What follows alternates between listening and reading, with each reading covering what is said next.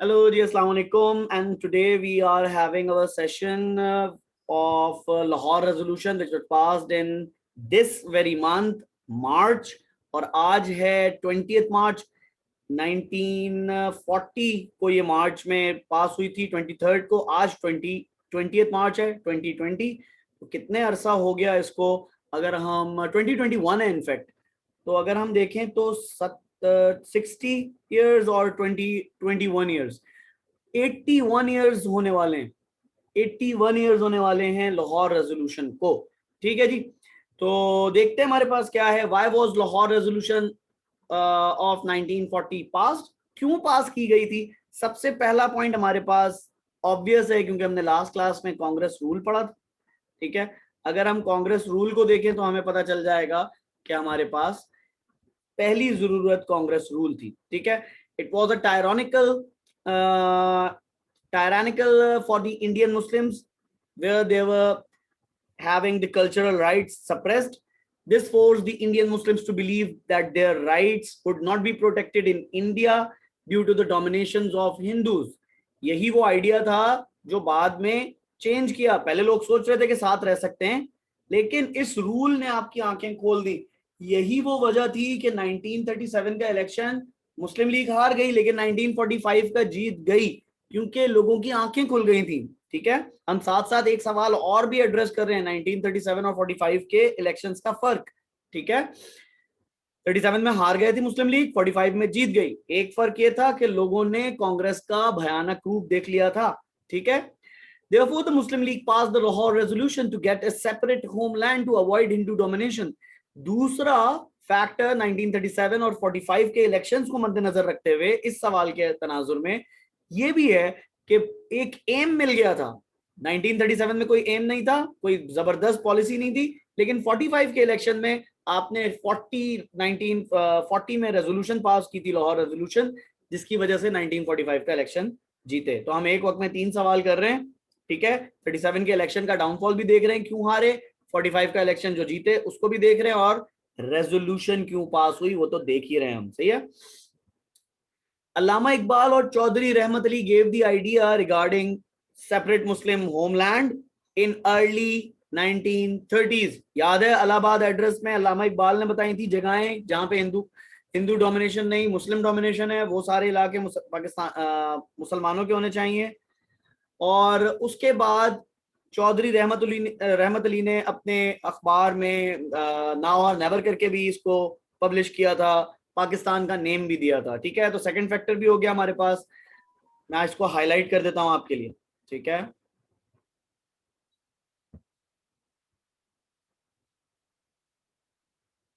ठीक है जी।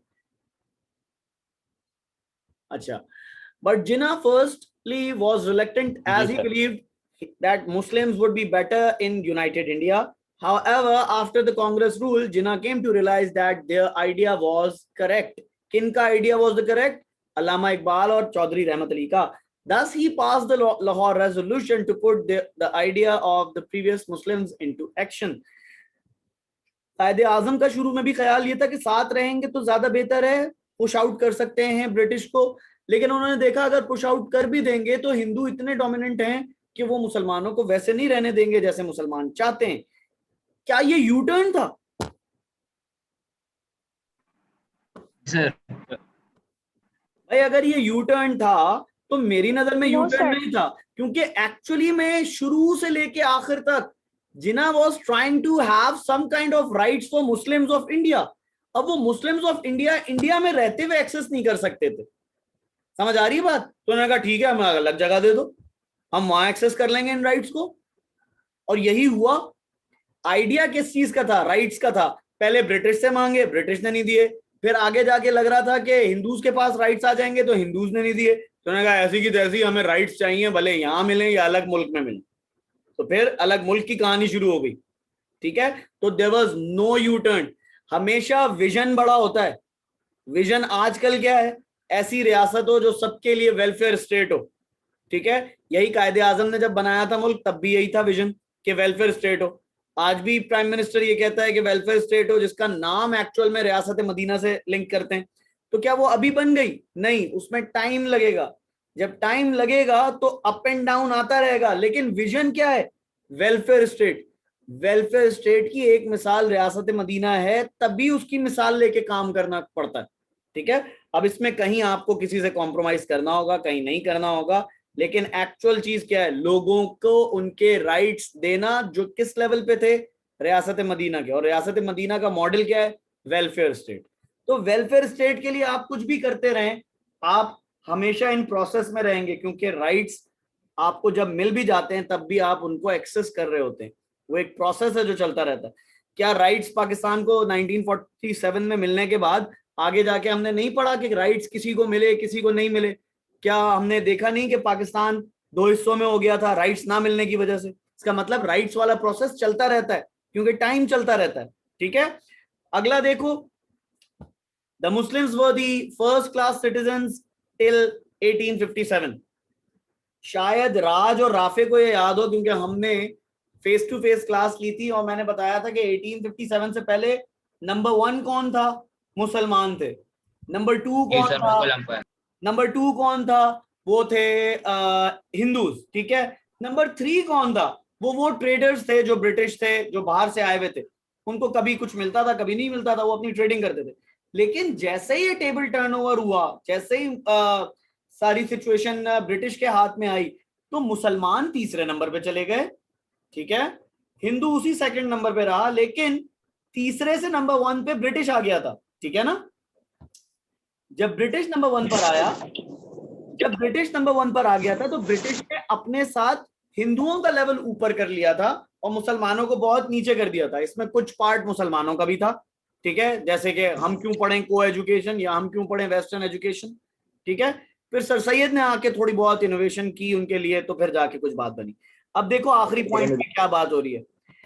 The Muslims were the first class citizens till 1857. However, the British, after the invasion, Muslim prestige started to decline. When the British noticed that, जी बेटा बोलो, जी मुस्तफा बोलो,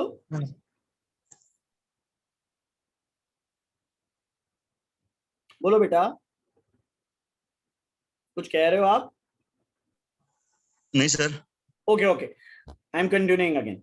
When the British introduced democracies in India, the Muslim realized that their prestige would not be regained due to the Hindu majority. Thus, they passed the Lahore Resolution to regain their prestige. ये Prestige कैसे हासिल हो सकती है? एक अलग मुल्क लेके वहां मुसलमान रहें, हिंदुस्तान के मुसलमान वहां रहें। इसका मतलब प्रेस्टीज वाला भी एक पॉइंट था। क्या ये क्लियर है कि why was Lahore resolution pass? एक कांग्रेस के रूल की वजह से, दूसरा आपके बुजुर्गों का आइडिया था, तीसरा आपने अपनी खोई हुई इज्जत वापस लेनी थी। तीनों पॉइंट समझ आ रहे हैं? तीनों फैक्टर्स। हम क्रिप्स मिशन पे जाएं? जी सर। जी ओके सर। भाई, नहीं समझ आ रहा हो तो रिकॉर्डिंग दोबारा देख सकते हो, मुझसे व्हाट्सएप पे पूछ सकते हो कोई भी चीज। जी बेटा। यस सोनिया, हिबा बोलो बेटा।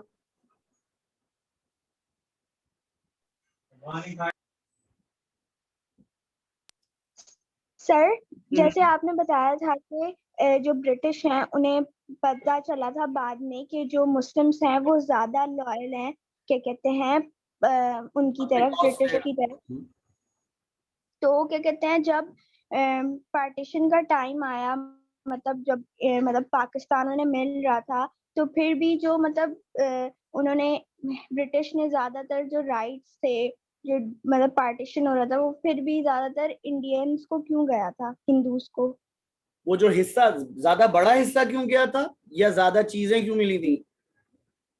ज्यादा चीजें क्यों मिली थी? जैसे जो पाकिस्तानियों ने मांगी थी वो उन्हें नहीं मिली, और मतलब उसमें उसमें इंडियंस को भी कुछ कॉन्फ्लिक्ट नहीं थे, मिला, पर पाकिस्तान। उसमें कुछ कॉन्फ्लिक्ट्स थे बेटा। जी। वो कॉन्फ्लिक्ट्स आज भी कहीं जिंदा हैं। ठीक है, उसमें कुछ पार्ट ब्रिटिश का भी है, कुछ पार्ट इंडिया का भी है, और कुछ पार्ट ज्योग्राफी का भी है, क्योंकि कुछ ज्योग्राफिकल लोकेशंस ऐसी थी जिसकी वजह से वो एक्सेस ही नहीं हो पाई वो चीज।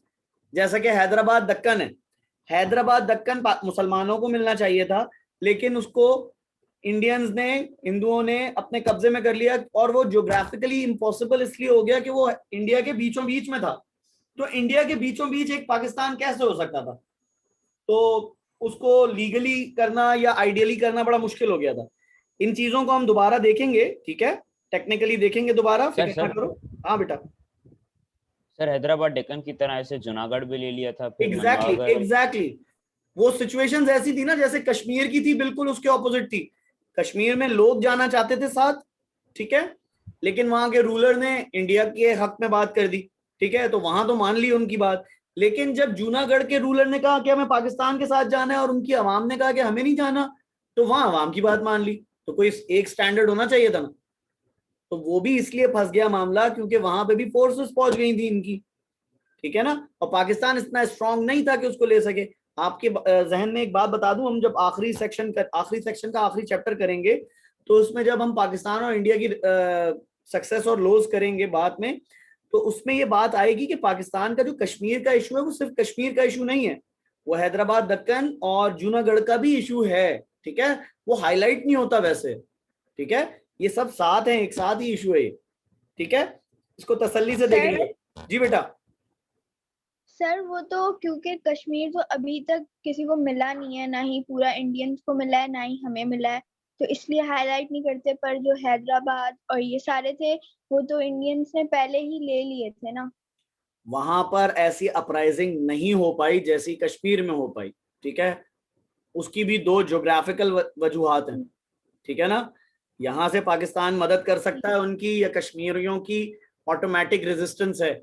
उन दो जगहों की जो बात हम कर रहे हैं, हैदराबाद दक्कन और जूनागढ़, उनकी रेजिस्टेंस ना रही, और वो ऐसी ज्योग्राफिकल लोकेशन में थे कि वो रेजिस्ट कर भी नहीं सकते थे, ठीक है ना। तो ये बेसिक वजह है। लेकिन है सीन उनका भी वैसा ही जैसे कश्मीरियों का है, लेकिन वो ऐसी जगह पर हैं लेकिन कोई कुछ कर नहीं सकते, ठीक है जी। अब देखते हैं 1942 में जो क्रिप्स मिशन आया उसमें क्या हुआ, ठीक है, इसको करते हैं। हमारे पास सिर्फ 4 मिनट रहते हैं अभी, जल्दी से एक एक फैक्टर देखो जल्दी सब लोग। हाँ मैंने भेजा हुआ है मुनीब, मैं भेज दूंगा, ठीक है।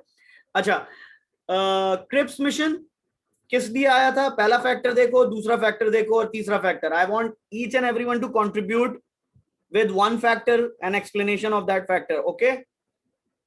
हमारे पास 4 मिनट है, 2 मिनट में ये सवाल खत्म हो जाना चाहिए। पहले 1 मिनट में रीड करो, 1 मिनट में एक्सप्लेन करो।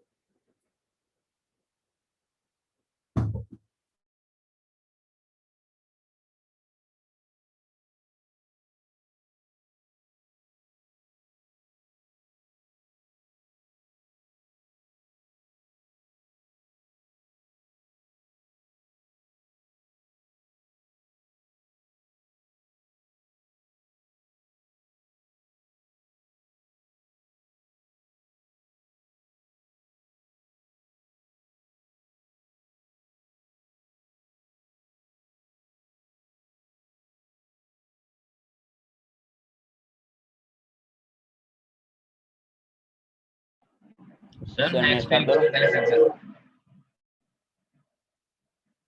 हाँ बताओ राफिक।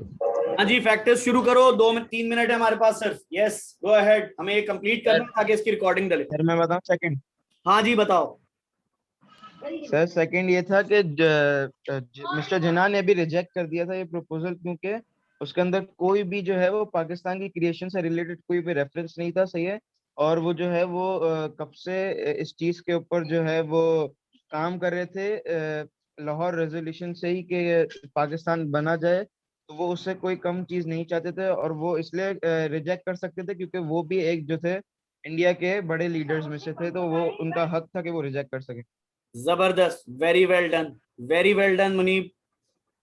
सर फर्स्ट फैक्टर ये है कि मतलब जब जब क्रिप्स मिशन आया था तो सर स्टेफर्ड क्रिप्स ने मेंशन किया था कि इंडिया को है ना डोमिनेंट स्टेटस दिया जाएगा। तो